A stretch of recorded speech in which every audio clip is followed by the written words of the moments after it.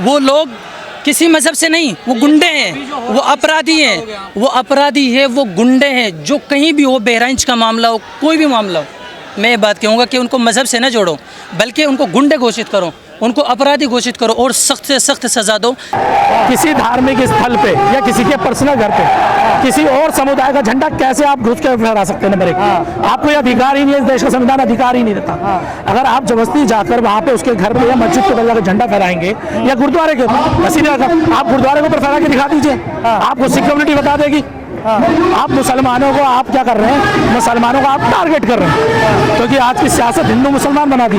एक समय था जब सवर्ण वर्सेस दलित था, जब इस देश में दलितों को दोयम दर्जे का नागरिक बना दिया गया था, तो उनके ऊपर बैठ के राज करते थे। आज जब दलित बढ़ गया आगे, तो अब आपको फिर से किसी को राज करना है, तो आपने क्या करा? मुसलमानों को टारगेट कर दिया।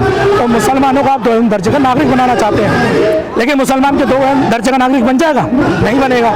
तो इसलिए आपस में विरोध हो रहा है। लेकिन सवाल ये है कि बहुत लोग ये भी कहते हैं, देखिए इस सवाल को मैंने बहुत सारे पत्रकार साथी बोला, इस देश में सिख कम्युनिटी जो है वो भी यात्रा निकालती है, वो मुस्लिम एरिया से निकलती है, मुरादाबाद में निकलती है, कोई प्रॉब्लम नहीं। ईसाई भी निकालते हैं, यहूदी और बाकी के जो अन्य धर्म है वो भी निकालते हैं, और यहाँ तक कि अम्बेडकराइट मूवमेंट वाले लोग भी निकालते हैं। लेकिन मुस्लिम समुदाय उनके ऊपर पत्थर नहीं फेंकता।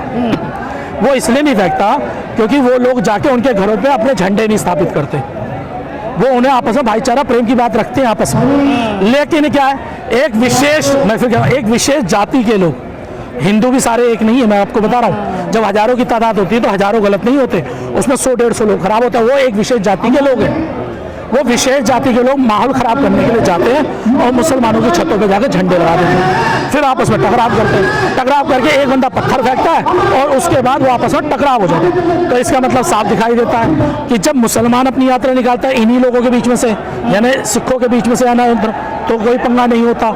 जब अन्य धर्मों के लोग निकालते हैं तो कोई पंगा नहीं हो सकता। लेकिन वहाँ पे जब हिंदूवादी संगठन जो कुछ विशेष जाति के लोग हैं वो निकालते तो होता। तो इससे मतलब पता साफ लगता है कि असलियत में पत्थरबाज है कौन और माहौल कौन बिगाड़ना चाहता है।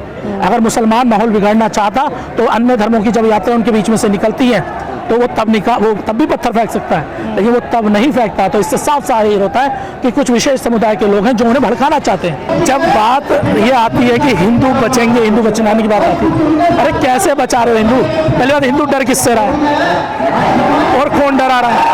अरे 150 करोड़ होने के, 124 करोड़ के आसपास होने के बाद 26 करोड़ से डर रहे हैं। 10% लोग हैं जो डरते हैं, बाकी का जो ओबीसी और दलित है वो नहीं डरता, क्योंकि वो तो आपस का भाई है। पत्थरबाजों से हिंदू डरे हुए हैं सर। पत्थरबाजों का पैमाना कौन तय करेगा? पत्थरबाजों का पैमाना कौन तय करेगा? जब कहीं पत्थरबाजी होती है तो प्रशासन एक पक्ष के साथ खड़ी हो जाती है और वीडियो रिकॉर्डिंग करती है दूसरे पक्ष की तरफ, और वो दूसरा पक्ष कौन तो होता है? मुस्लिम समुदाय की तरफ की वीडियो, और बाद में मुसलमानों पर आरोप लगा दिया जाता है। क्या ये नहीं दिखाते जो हिंदू मानसिकता के लोग पत्थरबाजी फेंक रहे हैं, जो हिंदूवादी लोग हैं जो पत्थर फेंक रहे हैं, उन पर कार्रवाई क्यों नहीं करते? अगर सरकार ईमानदार हो तो पूरे दुनिया में होनी चाहिए बात कि ये मज़हब के लोगों पर किसी ने पत्थर फेंका तो आप उसको मुसलमान घोषित करोगे? ये क्या है? और अगर किसी ने कुछ यात्रा जुलूस जाने वालों पर किसी ने कोई दंगा किया या दंगा भड़काने की कोशिश की तो आप उनको हिंदू घोषित कर दोगे या क्रिश्चियन घोषित कर दोगे? नहीं नहीं नहीं, मज़हब के लिहाज से नहीं, धर्म के लिहाज से नहीं। देखो उन लोगों को जिसने अपराध किया, जो शांति को भ्रष्ट करने की बात करते हैं, जो नहीं चाहते कि शांति हो, वो लोग किसी मज़हब से नहीं, वो गुंडे हैं, वो अपराधी हैं, वो अपराधी है, वो गुंडे हैं। जो कहीं भी हो, बहराइच का मामला हो, कोई भी मामला हो, मैं ये बात कहूँगा कि उनको मज़हब से ना जोड़ो, बल्कि उनको गुंडे घोषित करो, उनको अपराधी घोषित करो और सख्त से सख्त सज़ा दो, ताकि और लोग भी ऐसे ना निकल पाए कि हर तीसरे दिन कोई भी आता है कुछ भी बक देता है। आपस में प्यार मोहब्बत से जो हिंदू मुसलमान लोग ऐसा करना चाहते हैं कि कोई भी सवाल ले आते हैं। में भी जो है एक मंदिर को घेर लिया गया था मुस्लिमों के द्वारा। देखो अगर किसी मंदिर पे घेराव किया जाता है, किसी मंदिर का घेराव किया जाता है, या मस्जिद का किया जाता है, या गुरुद्वारों का किया जाता है, या गिरजाघरों का किया जाता है, वो जो घेरा करने वाले लोग हैं वो कौन है? वो अपराधी है, अगर उनका ऐसे ही बगैर किसी कोई मिशन है तो ठीक है, लेकिन अगर बगैर मिशन के ऐसे ही आ जाते हैं और ऐसे ही भाईचारे को ख़त्म करने की बात करते हैं या दंगा बर्पा करने की बात करते हैं तो वो अच्छे इंसान नहीं है। आप एक बात बार बार जो ना जहन में भी आते हैं मुसलमानों के भी और कम्युनिटियों के भी कि जब से बीजेपी आई मुसलमान को दबाया जाता है, डराया जाता है। हरगिज़ ऐसा नहीं भाई, कब है ऐसा? क्यों आपको और जो हमें नहीं लगता बिल्कुल भाई। नहीं डरे हुए। किस चीज़ से डरे हुए बताओ? हम कब कहते हैं कि डरे हुए हैं? किस चीज़ के इनकाउंटर किया उसके बारे में क्या बोलेंगे आप? बिल्कुल, अगर बगैर जांच और पड़ताल के इनकाउंटर किया तो गलत किया, जाहिर सी बात। मुझे उसके बारे में मालूम नहीं पूरा भी अच्छे से। अगर किया है तो गलत, और अगर शासन राम राज है, आप मानते हैं? नहीं, राम राज की बात तो मैं नहीं करूँगा, लेकिन मुझे तो कुछ चीज़ें अच्छी लगती हैं और कुछ बेकार भी हैं। आप कह रहे हैं वो सब चीज़ें लोग बहराइच में खुद ही अपना मकान तोड़ने लगे। देखिए लोग क्यों तोड़ रहे हैं वो अपने मकान खुद ही मस्जिदें तोड़ने लगे शिमला में। क्यों तोड़ रहे हैं वो? अब बताइए क्यों तोड़ रहे हैं वो? क्या है ये डर इसलिए हो सकता है कि वो आपस का जो भाईचारा ख़त्म करने वाले लोग हैं वो इस चीज़ को तो चाहते हैं कि आपस में मकान बुलडोज हो रहे हैं। देखो, जाहिर सी बात, जब कोई दंगा होता है तो दोनों तरफ से नुकसान होता है। अगर कोई इस तरह की दंगा या कोई चीज़, मकान बुलडोज किए जा रहे हैं मुस्लिमों के, तो उस पर सुप्रीम कोर्ट में भी याचिका दाखिल की गई। और मुस्लिम समाज इस बात को लेकर लगातार जो है जनसभाएं कर रहा है। आप कह रहे हैं कि इस देश में मुस्लिम डरा नहीं हुआ, तो आप ये बात कैसे कह रहे हैं? बिल्कुल, मैं पूरे कॉन्फिडेंस के साथ, होशो हवास के साथ कह रहा हूँ कि नहीं डरा हुआ है। ये अपना मुल्क हिंदुस्तान है यहाँ, लेकिन ये कि थोड़ा सियासी के लिए, सियासत के लिए, अपने ओहदों के लिए कर सकता है थोड़ा। भाजपा को बदनाम किया जा रहा है? नहीं, हम नहीं करेंगे ना, हम किसी के। भाजपा को बदनाम किया जा रहा है। अगर कुछ लोग ऐसा करते हैं तो जाहिर सी बात गलत है, लेकिन हम नहीं करेंगे। क्यों? यहाँ आपस में प्यार और मोहब्बत से ये मुल्क आज से नहीं पहले से रहते और इसी तरह आ रहे हैं, सही सब चीज़ सही चल रहा है, लेकिन कुछ लोग नहीं चाहते। जो 85-80 का और आज का दर्शक मैं जो देख रहा हूँ, मेरे को आने वाले इन बच्चों का भविष्य का अधिकार में दिखाई दे रहा है कि इतना दंगा इस देश के अंदर हो क्या रहा है। एक दिन नहीं, एक मिनट नहीं है कि कहीं हत्या नहीं, बलात्कार नहीं, क्या नहीं हो रहा है। आए दिन दलितों को, पिछड़ों को जो ना शिकार बनाया जा रहा है। माइनॉरिटी में बुलडोजर से खुश है हिंदू।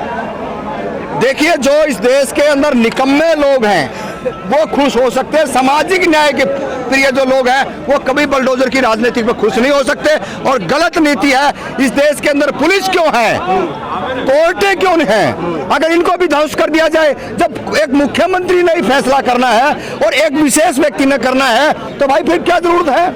आप जिसको मर्जी आए को गलत कर इनकाउंटर कर दीजिए। तो बुलडोजर पर कोर्ट ने भी रोक लगाई है। कोर्ट ने रोक लाई, लागू कहाँ हो रहा है? हो तो नहीं रहा ना। बहराइच में नोटिस लगा दिए गए, क्या कहोगे? 3 दिन के अंदर अंदर वो डेमोलिश करेंगे घरों को। देखिए, जहाँ नोटिस जो लगे हैं किस संदर्भ में लगे अभी जानकारी नहीं है। अगर इसीलिए नोटिस लगे हैं कि आप मकान खाली करिए तो हम इसको बुलडोजर से तोड़ेंगे, तो सरासर इस देश की जनता को इकट्ठा होकर लामबंद हो जाना चाहिए। जिस तरीके से इन्होंने 2011 से लेकर के और 14 तक जो आडंबर किया, कभी केजरीवाल आ गया, कभी जो है वो अन्ना हजारे आ गया, कभी किरण बेदी आ गई, और कभी वो कवि था एक और कुमार विश्वास। ऐसे लोगों ने, देखिए आज तो सारी चीज अवैध होगी। इतने पीढ़ी से, इतने सालों से उस पर रह रहे थे, तब तो अवैध नहीं हुए। तो ये सरासरी शासन प्रशासन का एक वंचितों पे ये हमला करने का ही काम है और कुछ नहीं। तोड़ा जा रहा है, दिक्कत कहाँ है? क्या चीज? अवैध मकानों को तोड़ा जा रहा है। अरे हम कह रहे हैं अवैध तो बहुत सारे हैं। अगर अवैध ढूंढोगे तो इस देश के अंदर 99% है बीजेपी RSS के लोगों के अवैध कब्जे हैं। आप पहले उनको तोड़िए ना। हमारे पास है क्या? बड़ी मेहनत करके ने वो 100-150 गज का मकान बनाया होगा और उस पर भी आपने हमला करा, आपने हत्या करवाई और आरोप झूठा लगा के डर फैला रहे हैं और संपत्ति पर कब्जा कर रहे हैं। इस देश में चलने वाला नहीं है।